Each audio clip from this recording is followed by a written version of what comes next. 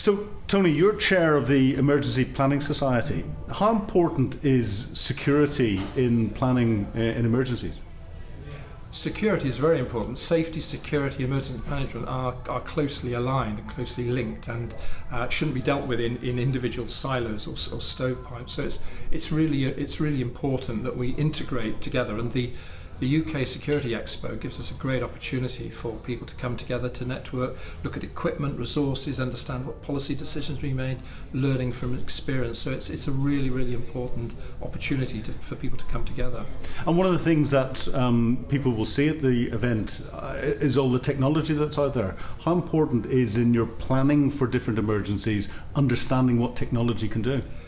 The emergency responders, so the fire, police, local authorities, health services, and all those, Environment Agency, Coast Guard Agency that are involved in the emergency response, they need to know what's available. They need to know what the new technology is coming through, the latest gadget, the latest piece of kit that can help them at a vital time. They need to know what's there. They also need to be able to talk to the experts to know about what it can actually do, to know what the capability is, and to see it working. And this year there's some really good opportunities to see a lot of this equipment actually being tested for real, which I think is a really good development. Now, unfortunately, this year there have been a lot of emergency events that we've had to deal with.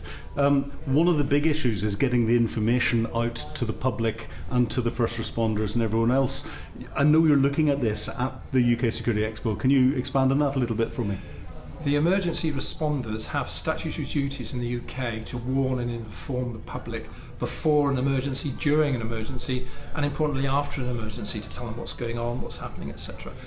So communicating with the public is vital.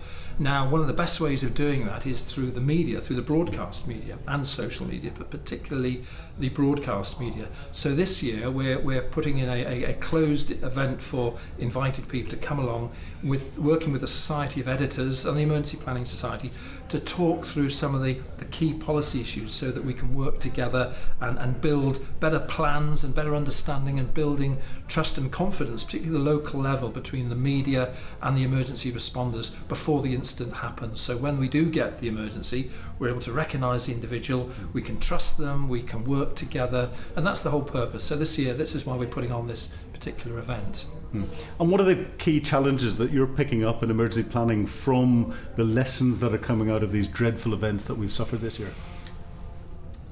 The better you plan, the more likely you are going to be successful in the aftermath. I think one of the big issues from a number of incidents is the fact that we focus too much on process, which is important, but we don't focus on the people.